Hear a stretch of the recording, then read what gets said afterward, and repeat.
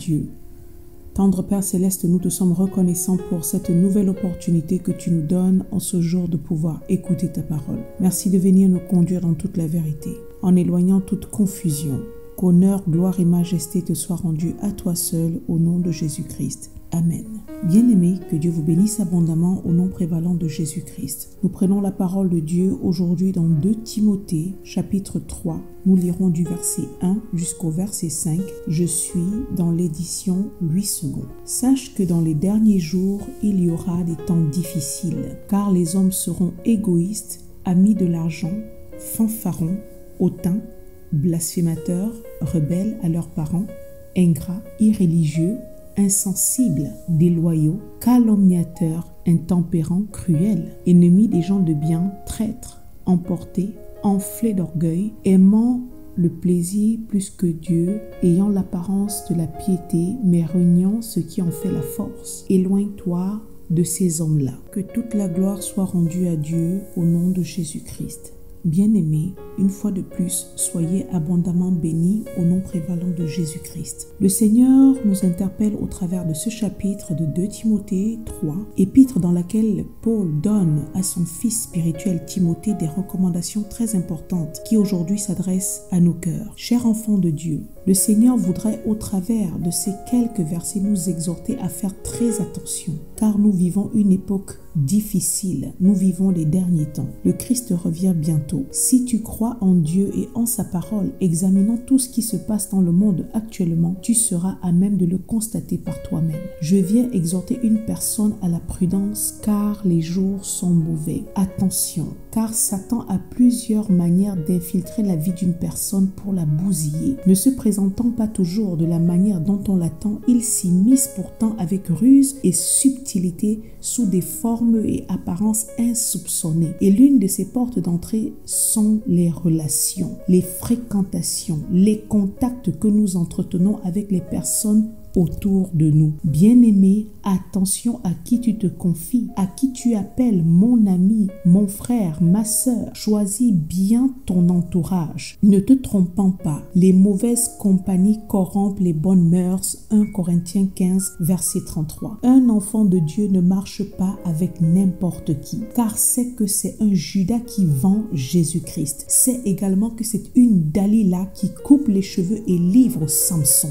Amos 3.3 nous dit que 2 hommes marchent-ils ensemble sans en être convenus? Bien-aimé, dis-moi avec qui tu marches. Toi, enfant de la lumière, que fais-tu auprès de celui ou de celle qui marche dans les ténèbres? Quel rapport vous avez? 2 Corinthiens chapitre 6 verset 14. Sache que si tu ne veilles pas ou si tu refuses de te rendre à l'évidence face à certains comportements et choses que toi-même tu constates, tu entends, tu vois, provenant de celle ou de celui avec qui tu marches quotidiennement, sache que ce n'est qu'une question de temps avant que tu n'écopes sérieusement. Et l'édition d'aujourd'hui doit sonner pour une personne qui m'écoute comme une sonnette d'alarme. Attention à qui tu ouvres la porte de ton cœur. Nous sommes entourés de sorciers dont Satan se sert pour détruire dès qu'il trouve un accès. Bien-aimé, au moment où je prêche ce message, plusieurs sont en état de choc, de souffrance, voire même de dépression pour avoir fait confiance aux mauvaises personnes.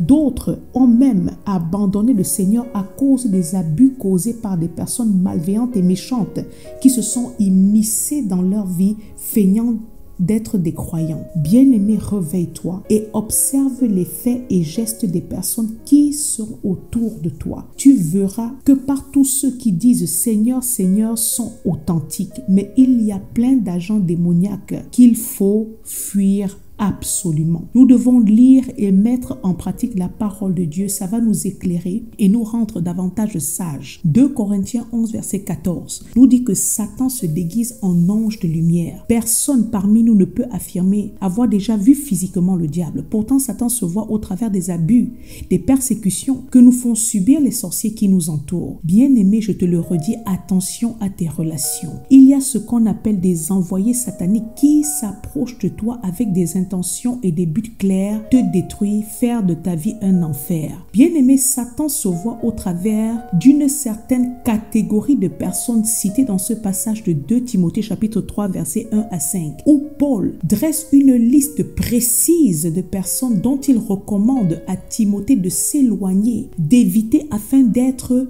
préserver de bien des malheurs. Il y a des gens, des familles qui n'apportent que des problèmes. Développe l'entendement, l'ouïe spirituel. Écoute les gens quand ils parlent. Bien-aimé, ça va t'aider. Use de discernement. Ne t'engage pas très vite avec tout le monde. N'ouvre pas les portes de ta maison. N'expose pas trop ta vie ou alors ta famille, car je te le redis, il y a ici dehors une catégorie de personnes qui sont des envoyés sataniques sous des apparence de simplicité, de souffrance, de pitié ou autre, qui s'introduisent de manière rusée pour détruire la vie des gens. Bien-aimé, fais attention.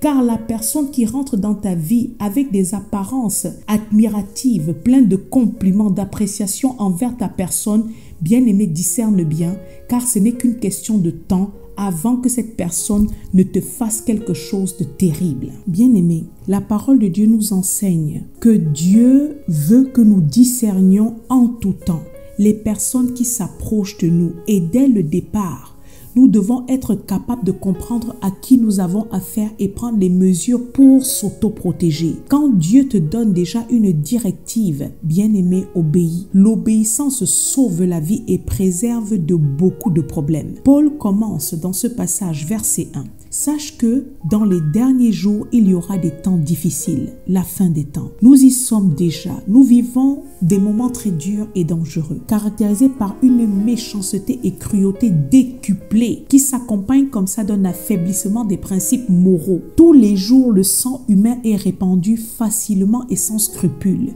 Les livres tels que 2 Pierre, 1 Jean ou encore Jude chapitre 1 nous préviennent prophétiquement que les choses ne vont pas aller en s'améliorant, bien au contraire. Attention aux relations qui sont un excellent moyen d'accès pour Satan, qui sait qu'il ne peut plus piéger certains croyants avec un type de péché. Et le seul moyen qu'il trouve de manière subtile pour détruire la vie des uns et des autres, bien aimé, c'est au travers des relations, au travers des personnes proches qui s'infiltrent dans nos vies telles des frères et des sœurs en Christ, ou alors comme des amoureux, comme des amis, alors que ce sont des loups déguisés en agneaux. Bien-aimé, prends garde. Jérémie chapitre 17 verset 9 nous dit que le cœur humain est tortueux et méchant par-dessus tout. Qui peut le connaître? Réveille-toi et examine. Fais le ménage avant qu'il ne soit trop tard. Dieu parle tantôt d'une manière, tantôt d'une autre. Paul, en tant que parent, homme spirituel, conseille Timothée disant « Sache que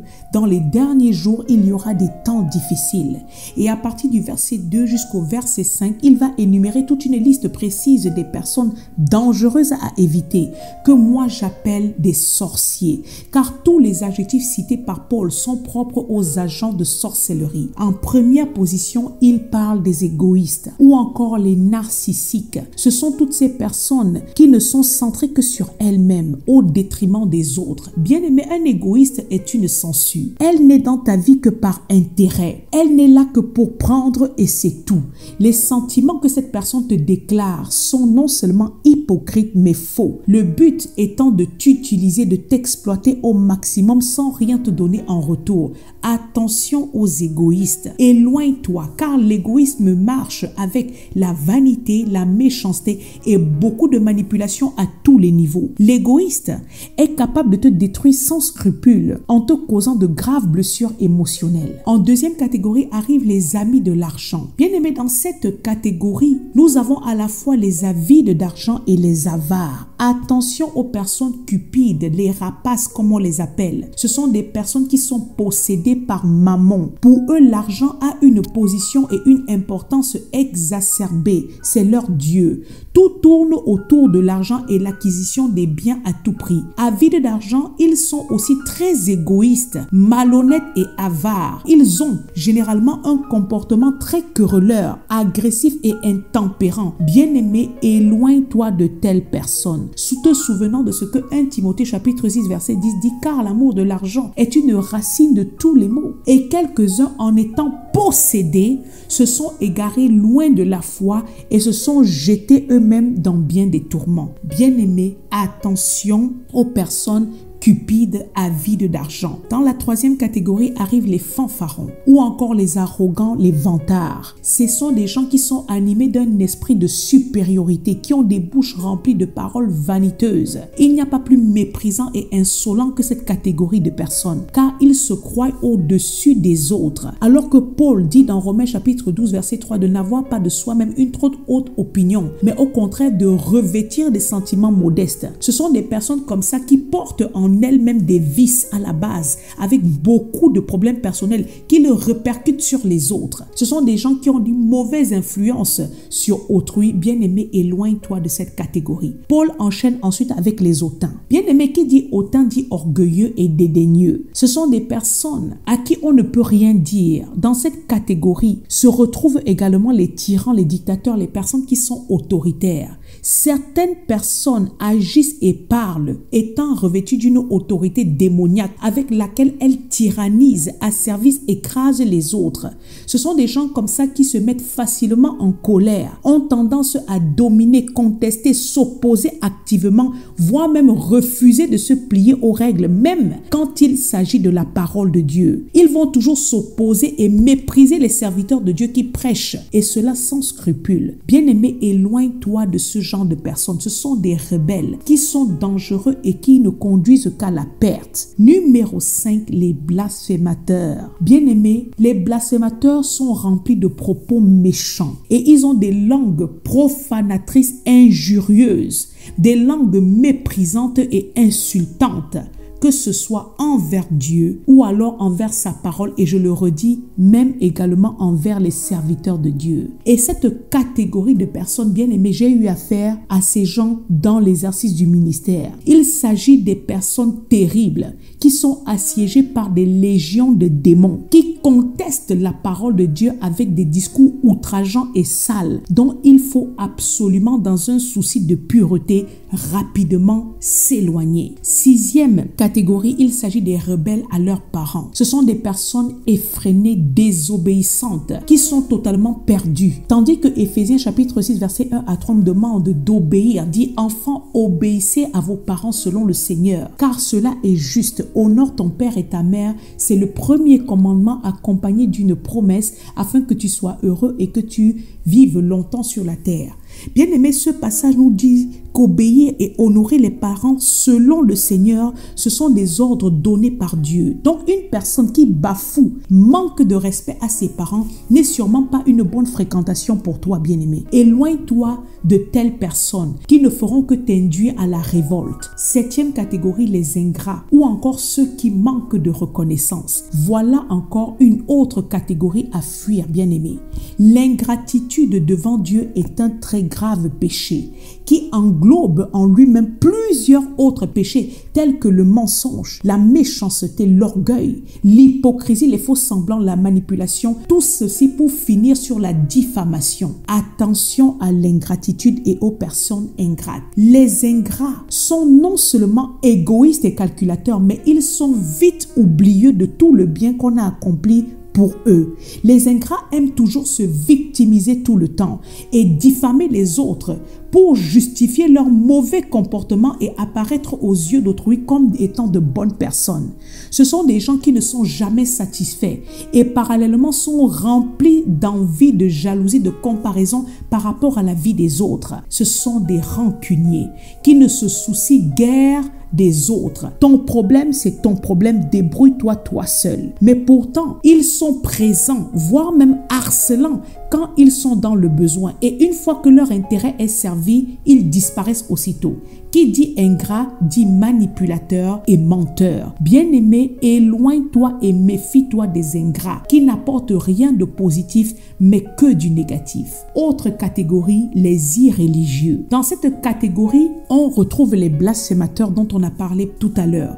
Ce sont des personnes qui sont impies, profanatrices, irrévérencières. Bien-aimés, ce sont des gens qui n'ont aucun respect et sens du sacré. En tant qu'enfants de Dieu, nous marchons avec la crainte et le respect de l'Éternel. Ce type de personnes n'ont rien à faire à nos côtés. Nous devons nous en éloigner. Numéro 9, ce sont les insensibles. Voilà encore une catégorie typique des sorciers, absence totale de compassion, voire de pitié. Ce sont des personnes très froides et dures de cœur, extrêmement grossières, n'ont strictement aucune empathie, aucune compassion envers les peines et malheurs des autres. Bien au contraire, sont capables de poser des actes atroces sans avoir aucun scrupule. Bien-aimé, méfie-toi et éloigne-toi de ce genre de personnes. Numéro 10, les personnes déloyales. Au risque de me répéter à nouveau, attention à cette autre catégorie de personnes. Les déloyaux sont dangereux. Ils sont dépourvus de ce qu'on appelle la loyauté, la sincérité, la vérité. Tu ne peux pas faire confiance à une personne déloyale car elle est pleine de trahison, d'infidélité, de fourberie. Ce sont des sournois et leur base de travail, c'est le mensonge, la tromperie. Tandis que toi, tu penses avoir affaire à une personne normale. Tu as en face de toi une vipère, un serpent à deux têtes qui sans scrupule te vend à la première occasion. Attention à qui tu te confies. Les déloyaux n'apportent que des problèmes, que des conflits. Si une amitié ou une relation n'est pas basée sur le transparent, sur la vérité, voire même la confiance, bien aimé, ça ne sert à rien. Numéro 11, ce sont les calomniateurs. Choisis scrupuleusement, minutieusement qui tu appelles mon confident, ton ami, et ne t'ouvre pas trop vite à n'importe qui, à tous ceux qui font semblant de t'apprécier ou de t'aimer. Bien-aimé, le proverbe 18, verset 24 dit « Celui qui a trop d'amis les a pour son malheur ». Bien-aimé, ne cherche pas à être entouré par plusieurs personnes, car les coups les plus violents qu'on reçoit dans la vie proviennent des personnes dites proches. Attention aux calomniateurs, à ceux qui répandent les fausses rumeurs. Ce sont des diffamateurs. De telles personnes sont pleines de malice et bien entendu de mensonges. Au moment où je parle, certains sont méprisés et très mal vus à tort dans certains milieux à cause de la langue mensongère des calomniateurs. La calomnie est une arme de destruction de l'enfer. Satan, c'est l'accusateur en chef et le père du mensonge. Il n'est pas étonnant que ses enfants et acolytes, les sorciers déguisés en amis autour de nous, utilisent également cette même arme. Qui te calomnie ne t'aime pas. Bien au contraire, est rempli non seulement de haine, mais également de jalousie envers toi. Et c'est au travers du mensonge qu'il attaque, salit, détruit ton image et ta réputation en te diffamant. L'Ecclésiaste chapitre 7 verset 1 dit « Une bonne réputation vaut mieux que le bon parfum ». Les sorciers qui calomnient les gens savent que la réputation, c'est l'honneur de quelqu'un. Ils savent que c'est ce qui caractérise la personne et par conséquent, ça a beaucoup de valeur. Une fois que tu es sali, bien aimé, tu es discrédité. Tu perds de la considération aux yeux de certaines personnes.